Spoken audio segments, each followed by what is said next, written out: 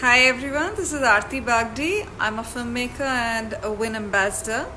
In a short while, we'll start our Forging Filmmaker Dream series. Please hang on for a bit till my guest of the day joins in.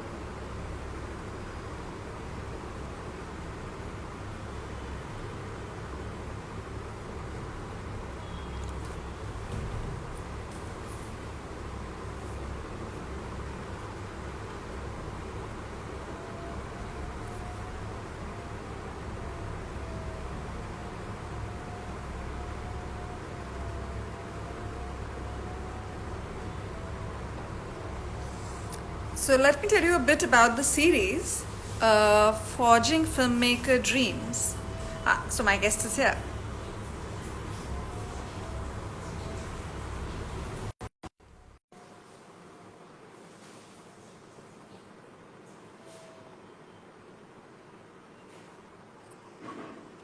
Hi, Hi! how Hello! are you? Very well.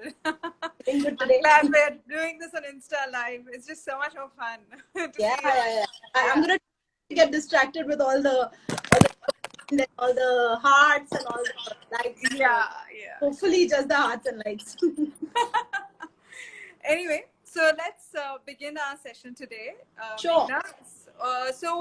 Quickly, first, I'd like to tell our entire audience that this is on the Women Inspiring Network and the Whistling Woods International handle. And I'm Aarti Bagdi. I'm a filmmaker as well as a Win ambassador.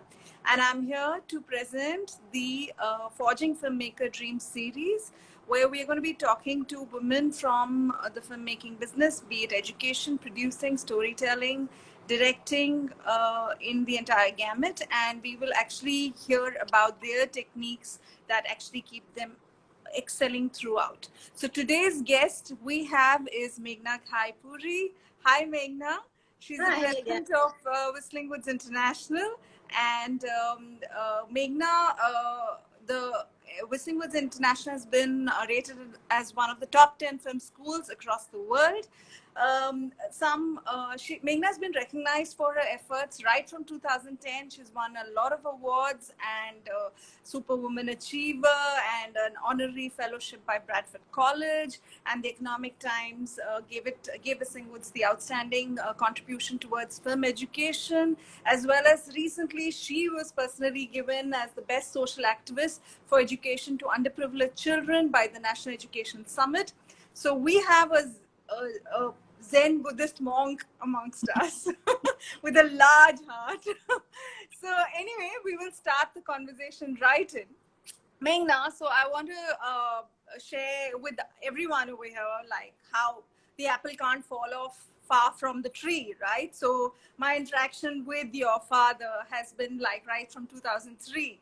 And one of the most beautiful incidents that I had was when we went to Chennai and we were heading for a recording with Rahman. So I come from Chennai. So my family was in Chennai. I wanted to go meet my family and I was hoping that he'd let me go. He's like, of course, first thing you have to keep family ahead and go ahead and meet them. Then after a little while, I said, so would you come along and meet the family? He's like, of course, I would have felt bad if you hadn't invited me.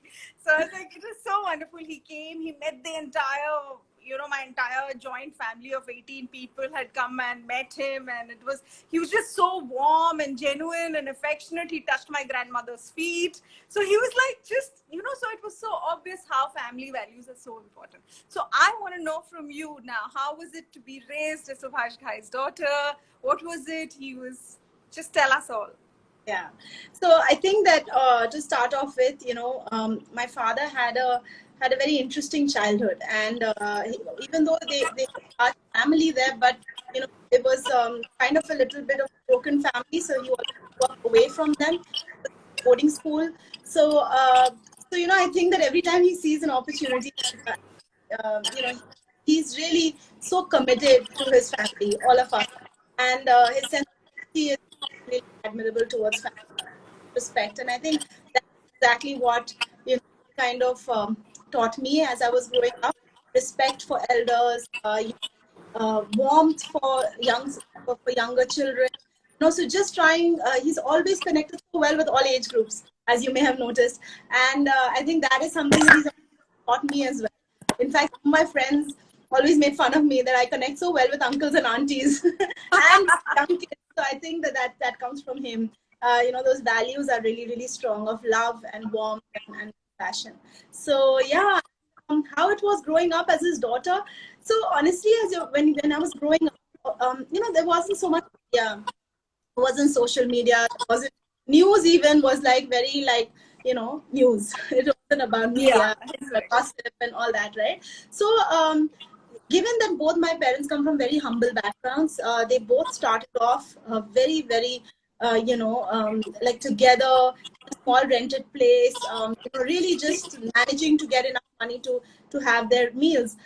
They both came from really humble backgrounds. So given that background, they kept me extremely humble as well. They put me into a school, which was a local convent school. They did not like fuss over me. So for me, I knew my father was a filmmaker, and he was actually at his peak when I was growing up. But for me, it was never that he was this celebrity filmmaker. It was that yes, he makes film, that's his profession, and God, he worked really hard because I hardly used to see him for months sometimes because in those days he used to go away to shoot, right? So like films like Karma was shot in Kashmir and so many different films. He's always shot all over India. So he would just go away, and I just knew that he worked really hard, and I knew that I don't know what that means to. So I never really realized that I was Subhash Ghai's daughter until maybe much later, and then even when by then I was too humble to actually go about it. So yeah, so it was wonderful. Now that I think about it, there was quite a contrast because there were parties every day. As my father loves to entertain, he loves to have friends over. There would be parties every day, and the thing I would be told is that before you go to bed, come out, greet everyone, say hello to everyone, and then go to bed. So that was my ritual. I would go wish everyone, meet everyone, and they could be the biggest celebrities, but it wasn't made to be like that, around. So yeah, I always stayed very proud like my parents are. Wonderful. That's so nice to know that you had such a normal childhood. You know, Yeah, yeah. absolutely. Anyway, so now I want to ask, so did you always know that you're going to be associated in this field of filmmaking? Did you think about other things? Did you think that you'll direct? Like, what was your entire journey of actually beginning Whistling Woods? Yeah, so I think that as I was growing up, even though at that time when I was growing up, girls were it was not that common for girls to have a career, right? Yes, women did work, of course, but it was not so commonly accepted that okay, you know what, career banana hai. So all my friends that I was growing up with, I went to in a girls' school. They all knew that once they finish school and college, they're going to start looking for boys and they're going to get married. Whereas for me, both my parents were very, very sure of the fact that I have a career. Now, the amazing thing was that they never told me what I was going to do. Yeah, they always left that up to me. So I could imagine to be anything. At one point, I thought I'd become a doctor even. So imagine. So I think that that pressure never came to me that you have to do something, and it was always up to me to decide. So as I started growing older, and I mentioned this to you earlier as well, that from the time I was 11, I was starting to go to office with my father. So he couldn't stand the thought of me sitting at home and wasting my holidays. So uh, yeah, yeah. That's so him. Once, very sweetly, I baked a cake for him, and I went to his show to him saying that, look, Papa, I made a cake, and he's like, what is this? Come to office. He was like most disturbed that she's going to sit in the kitchen and not get to learn what is to be done in the office. So I think from the time I was 11, he started engaging me in his work in some way or the other, whether I would receive calls. And I think that made me even more humble and made me understand the grassroots level of organization. So I would work with this. I would work with the typists. I would get to know their lives. I wasn't given a cabin ever. I was always sitting with the operator, the secretary. So I think those kind of things really helped and how things work. Never did it cross my mind to become an actor because I just was too shy, couldn't dance, didn't look too good. So I was like, no, not for me. So good. Hello. Making and, when I was about 16, 17, Pardes was being made, and that's when my father asked me to assist him. So I think Pardes was one film, and that's why it's so special as well, that I was involved from the scripting to the to the direction. So I was assisting on the shoot, to the editing, and I did the BTS for it. And then, of course, later distribution marketing. So every holiday that I came in, I used it for Pardes. And I think that really made me understand what I was good at and what I really like to do. So it was very clear that I did not want to be a filmmaker. A lot of respect for all of you guys who are so compassionate or so passionate about filmmaking, but for me, it was just not my cup of tea. And I really did enjoy the business part of it, the interacting with people, and marketing, dealing with people like that. So I thought that was more fun. So that's when I pursued a degree in business management, and I was studying in London when actually I finished studying and I was working at a startup. And at that point, my father came and I had this dream of building a school. I want to do it now. And for me, at that point, I was this, young girl who was really enjoying her life in London, enjoying the independence. And I also thought to myself, maybe he's just saying this to be back. I don't know if he's really going to build a school. Like, he's thinking about it very passionately, but he's a filmmaker by heart. So you don't really think that he can do something like that. And but he meant it. And, he insisted that I came back first. And I even argued, I said, I can come later. Why do you want me to come now? Again, more experience here. And he said to me, which I really I'm so grateful for, because he said that there are going to be so many people who are going to come and who are going to have 10, 20 years of experience ahead of you, that you need to own this place as if it's your own baby. It only happen if you're the first person to join the school. So so that is what happened. And that is exactly what I kind of came back to. Started with really grassroots level stuff, like construction, attending site meetings, looking at curriculum from all over the world, so research based stuff. And then finally we had Whistling Woods. So honestly, it's a beautiful opportunity that I received. And I don't think anybody at that age would get such a beautiful opportunity. I'm just glad that I had the wisdom, my parents had the wisdom to not push into anything that I didn't want to do, and this is something that is a career that I love. I love interacting with people. It's also a platform where I use my father's goodwill to a large extent to help youngsters in the industry who don't have to connect. So because of his goodwill, we've been able to get so many filmmakers to come, so many filmmakers to support these youngsters by giving them this training. So I think that we've really done something, and as you mentioned earlier, that I do like to contribute to society, and I feel like the biggest way that I can ever think of doing education is the best way. So true. I think you'll think so well ahead of time. Like, there's so much thought that has gone. 20 years from now, that everything that is like, I think even as a family, the fact that he was pushing you right ahead, right, that time itself, to no, you have to pursue a career and not just get married. It was, I mean, it's really something ahead of time. I don't remember. Yeah, for us it was like padegi nahi to shadi kara denge. Yeah, it was like that. So anyway, so getting on with the next question that we want to ask is, in terms of, so you've had now, like, right from Whistling Woods, you joined maybe 2000, 2001, I guess you started the entire journey, and it's been almost 20 years now. So what has it been, the entire journey? There've been your relationship with your father, the kind of hiccups that came along the way. Just if you could take us through that. Yeah. So, all in all, it's been a beautiful journey. I think that all the challenges now in hindsight seem like such beautiful opportunities that came our way to make us better people, to make the Institute a better place, to make the Institute more solid in its vision and its mission. There are times when, challenges come our way and that just crumbles us and makes us weaker. But I feel like, the challenges that we faced, they've definitely made us stronger.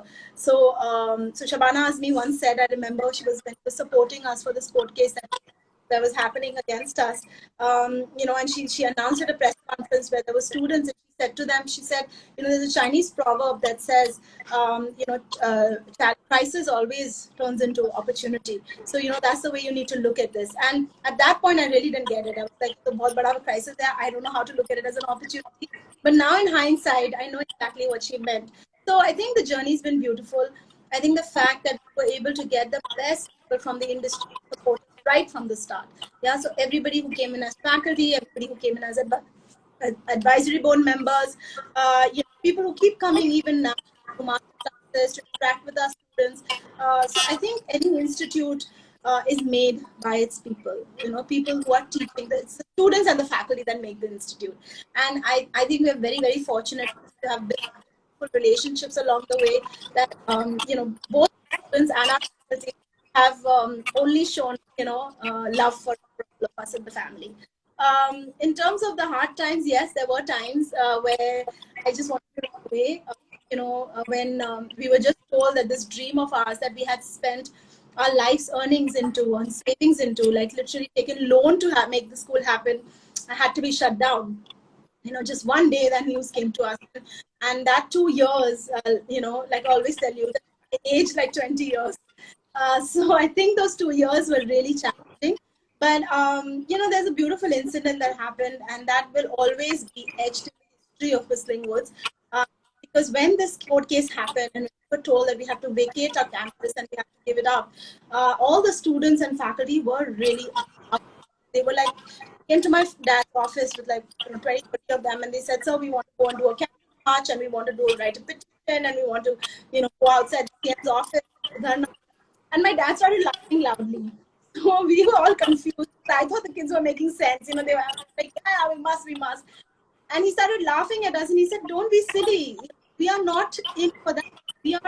We are peaceful people. We are doing this for cinema, and you cannot do things like that. What you need to do today is celebrate cinema." And on a piece of paper, he just drew us this event, and he said, "This, do you know that this year we complete 100 years of Indian cinema?" And we all nodded our heads, and he said, "Okay, this is it. That's in 2 weeks. Now, next 2 weeks, just dedicate yourself in celebrating cinema and invite everyone." So for us, it was like, oh, like, wow, he wants to do an event, he wants to celebrate. But you know what? We went with it because his conviction was 100%. And we went with it. And I cannot tell you, Aarti, that moment, the defining moment in the history of Whistling Woods, because the way it brought students, faculty, the industry together, and people to really understand outsiders. We had little children, we had elderly people, we had anybody and everybody coming in and doing workshops all for free. So everybody saw the passion that we had in us, while building that. And that really gave us a boost as well. It kind of kept us going for those 2 years that we were waiting for the verdict. So I think, and not just kept us going, we achieved a lot in those 2 years. So I think that beautiful learning for me, that and that is something that I always say, that if there's something that I really want to learn from my father, is his resilience. So many of his qualities I have, I feel, but resilience is something else. I mean, he, in failure, he actually emerges like this lion, and he's so positive in that. And I think that's what life is, right? Yeah, how you behave when times are tough, how you behave when times are challenging. That is what life is all about. And when you win over that, the joy that you get is more. Right? Yeah. So this is a the complete journey. goosebump narration, actually. For the entire So we Celebrate started, Cinema as series. you know, the film school, because it was a filmmaker's dream really to start it as to start a film school, an acting school, to really give an opportunity to those kids who don't have film backgrounds. And but he wanted to do it properly. He didn't want to do any kind of course, any short-term course, because he did not believe in that. He knew that if he had to do it, he had to do it properly. And eventually, of course, that film school then emerged into so many different things. We are now almost like a creative arts institute, where we are running so many creative courses. I mean, animation, VFX, media and communication, music school, of course, acting and filmmaking and design, visual communication design, fashion design. So, I think that it makes it like such a complete institute now. And that vision is really like, it was something that he had in his heart, and we've just taken it and made it like a little bit more like a vast vision. And I think the way the industry is so dynamic and changing always, I think it's important to stick with that. So yeah, so that's what we are today. And you've seen the campus. It's a beautiful campus. especially in this time of the year when it's Yeah, raining.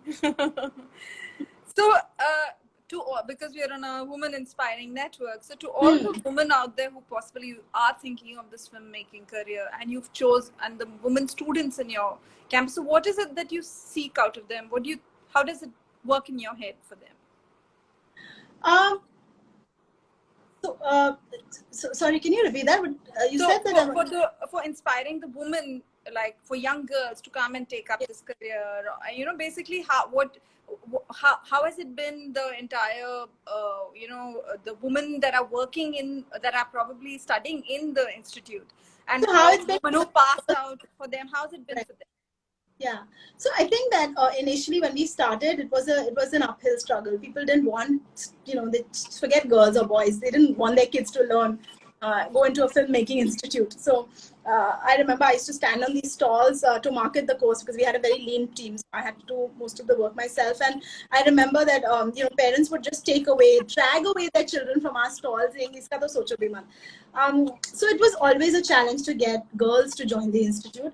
Initially, when we started, I think the ratio was maybe 30-70, and that always made me so sad. And I was like, no, why? We need more girls, and I truly believe that women in positions of leadership always bring in so much positivity and such a different perspective to things. And I felt that the film industry also needs that. So back in 2006, yes, there was a lot of resistance, but as we've grown and as time has gone, it's so lovely to see that parents are more open-minded, girls are more sure of themselves, they know what they want to do.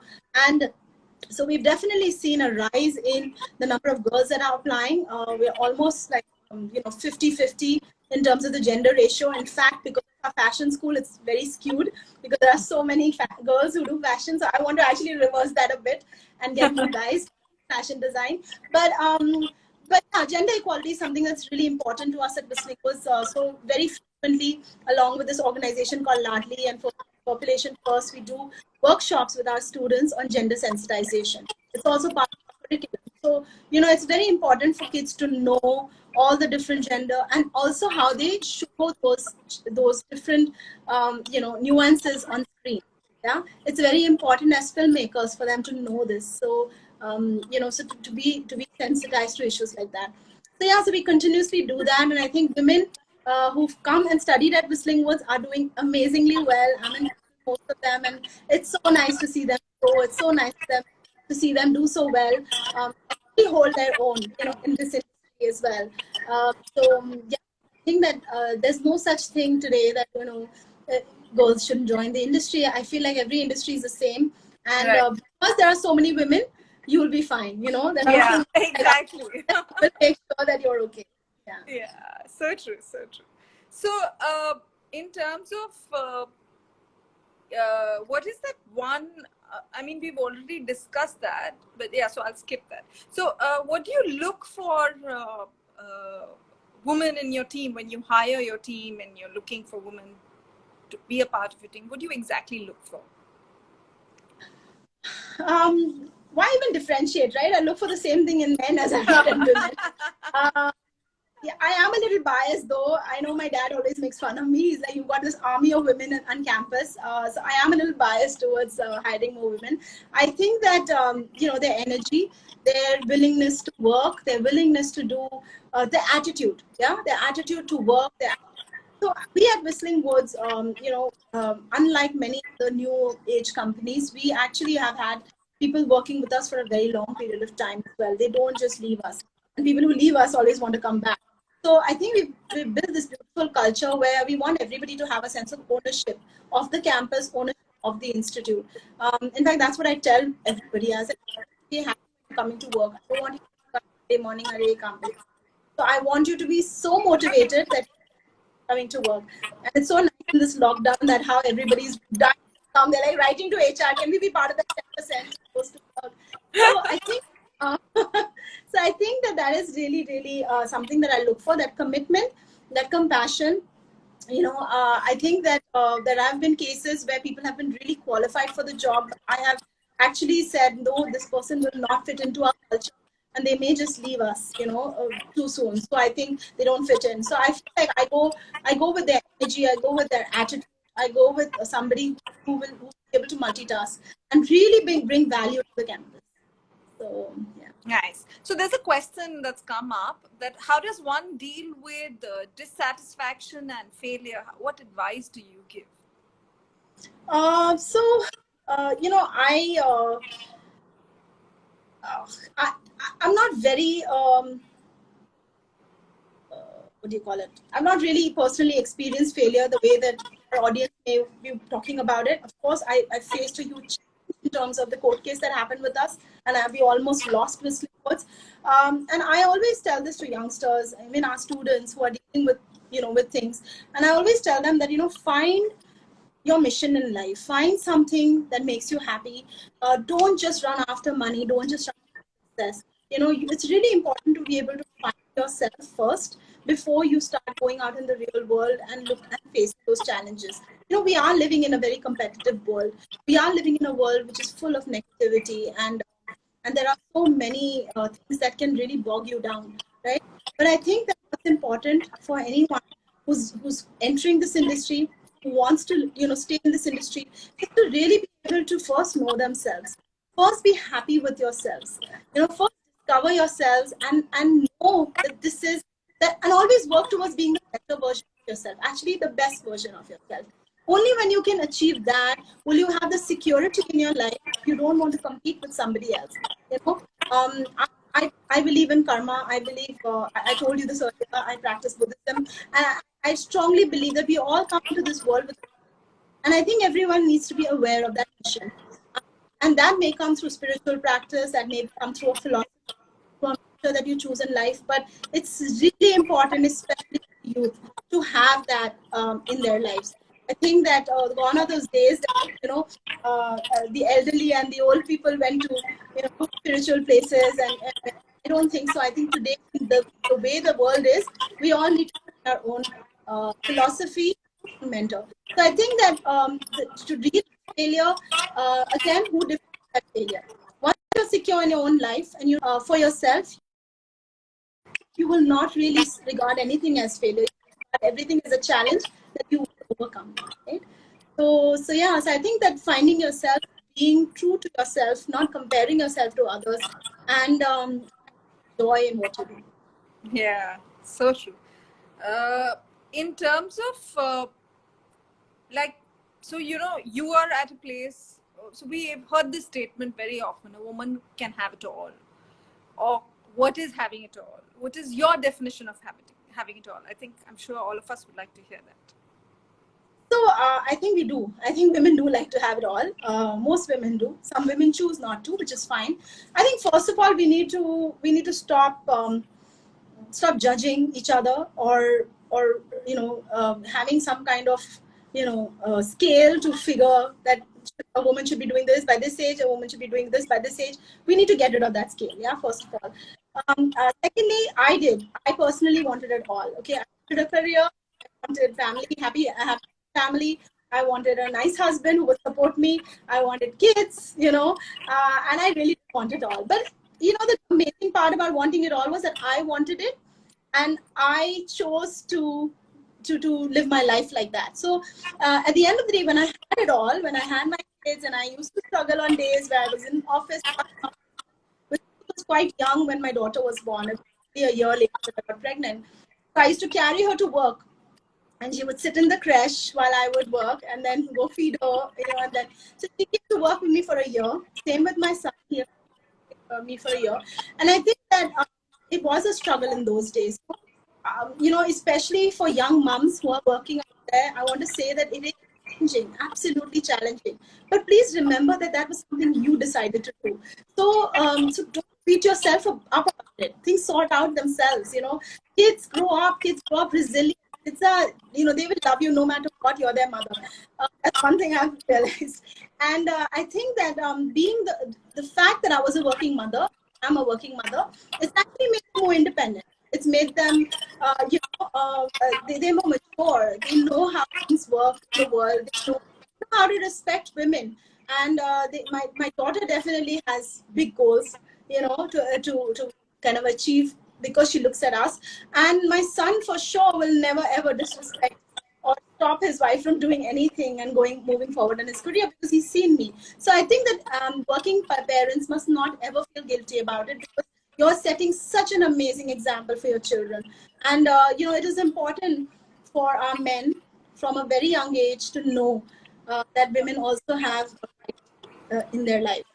So I think the one thing that my husband, a personal anecdote from a couple of days ago, one thing that my husband has control over in this house is television. That's it though. Yeah.